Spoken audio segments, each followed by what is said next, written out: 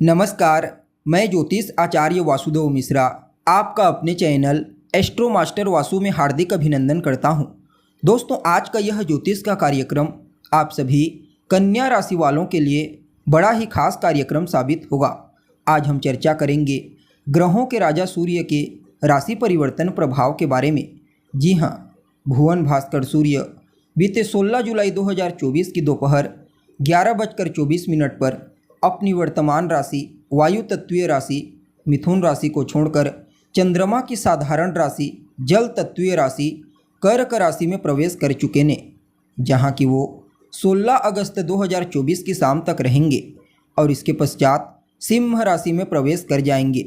तो ऐसे में बड़े विस्तार के साथ जानने का प्रयास करेंगे कि सम्राट सूर्य अपने मित्र की जलीय राशि में गोचर करते हुए किस प्रकार से आपको प्रभावित करेंगे। जी हाँ, जीवन के किन किन क्षेत्रों में आपको श्रेष्ठ परिणाम की प्राप्ति होगी, तो वहीं किन किन क्षेत्रों में आपको सावधानी बरतने की आवश्यकता होगी।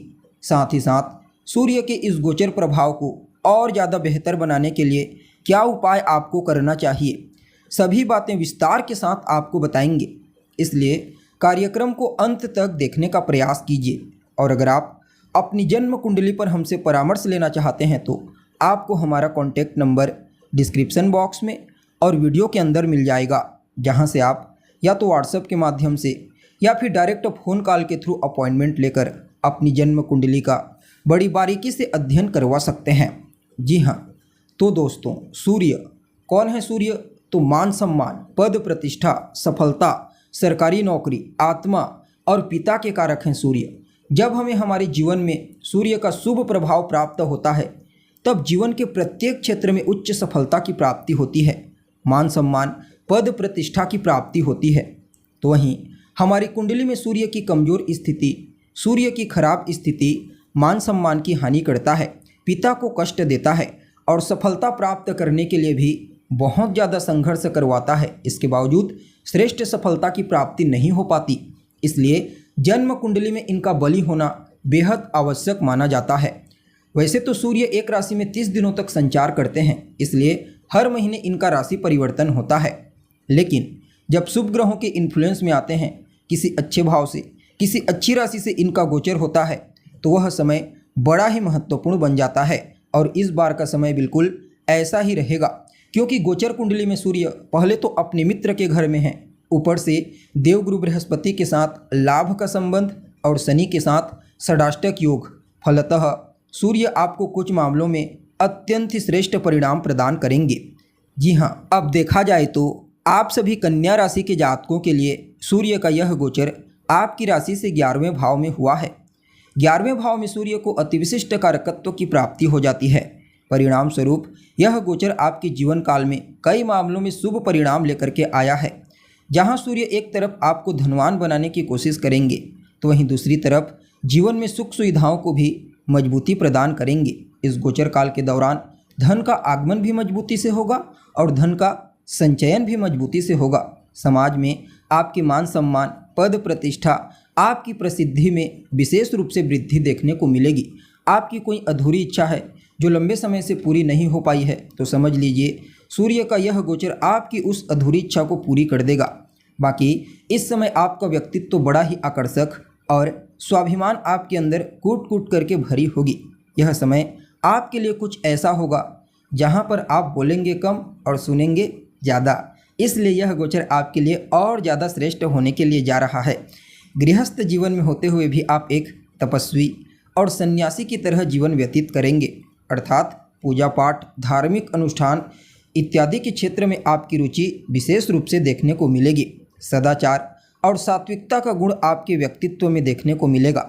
सिर्फ इतना ही नहीं, बल्कि इस गोचर काल के दौरान रोग, रिपु और ऋण, इन तीनों चीज़ों से आपको सूर्य बचाएंगे। स्वास्थ्य से संबंधित कोई समस्या है तो वहाँ से आपको बाहर निकालेंगे। आपके ऊपर कोई कर्जा है तो धन का आगमन इतनी मजबूती से होगा कि आप अपने पुराने कर्जों को चुका पाने में कामयाब होंगे। और आपके जो शत्रु हैं, आपकी प्रतिद्वंदी, समझ लीजिए इस समय आपकी प्रतिभा, आपके टैलेंट, आपकी ऊर्जा को देखते हुए आपके सामने नतमस्तक होने के लिए मजबूर हो जाएंगे। हर प्रकार से आप अपने शत्रुओं के ऊपर भारी पड़ोगे।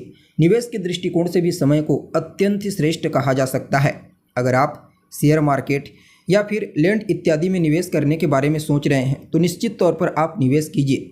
भविष्य में चल करके आपको श्रेष्ठ सफलता की प्राप्ति, श्रेष्ठ लाभ की प्राप्ति अवश्य होगी। आपको धन कमाने के कुछ नए सोर्स प्राप्त होंगे। आपकी महत्वाकांक्षा उच्च कोटि की होगी और कहीं न कहीं इस गोचर काल के दौरान जीवन साथी का सहयोग भी लाभ कमाने में आपके लिए श्रेष्ठ साबित होगा।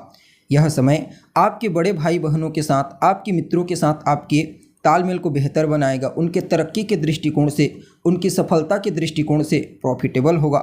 सिर्फ इतना ही नहीं बल्कि कार्य क्षेत्र में आपको अपने बड़े अधिकारियों का, अपने उच्च अधिकारियों का विशेष सपोर्ट मिलेगा, चाहे फिर आप नौकरी करते हैं या फिर किसी भी प्रकार का कोई व्यापार। हालांकि सूर्य पंचम भाव पर अपनी दृष्टि डालेंगे। पंचम भाव आपकी संतान के साथ पेट का होता है, तो यहाँ पर पेट से संबंधित तकलीफें आपको परेशान कर सकती है। जी हाँ, इसलिए अपने खान पान, रहन सहन का आपको विशेष रूप से ध्यान देना होगा। बाकी संतान के करियर के लिए, संतान की शिक्षा के लिए समय अच्छा है। हालांकि जो गर्भवती महिलाएं हैं उनको भी थोड़ा सा ध्यान रखना चाहिए, क्योंकि सूर्य एक अग्नि तत्व का ग्रह है। जहाँ पर दृष्टि डालता है वहाँ पर गर्माहट उत्पन्न करता है, यानी कि उस जगह को जलाने का प्रयास करता है। बाकी इस गोचर काल के दौरान ननिहाल पक्ष को, मामा पक्ष को श्रेष्ठ परिणाम की प्राप्ति होगी। हालांकि इस समयावधि में भूल करके भी आपको मांसाहार का सेवन नहीं करना है, अन्यथा आपके लिए यह नुकसानदायक साबित होगा। बाकी समय आपके लिए बढ़िया रहने वाला है। फिर भी इस गोचर काल को और बेहतर बनाने के लिए आप रोजाना आदित्य हृदय स्तोत्र का पाठ कीजिए। जी हाँ, सूर्योदय के बाद तक सोने से बचिए। अपने पिता का, अपने बॉस का सम्मान कीजिए, उनका कहा मानिए। भूल करके भी उनका अपमान आपको नहीं करना है। बाकी यह गोचर काफ़ी अनुकूल आपके लिए दिखाई पड़ रहा है। तो दोस्तों, कैसी लगी आपको जानकारी? उम्मीद करते हैं जानकारी आपको पसंद आई होगी। जानकारी अच्छी लगी तो इसे अपने दोस्तों के साथ, अपने रिश्तेदारों के साथ शेयर जरूर करें। अभी के लिए बस इतना ही। पुनः मुलाकात होगी एक नए और ताज़ा एपिसोड में। तब तक के लिए नमस्कार।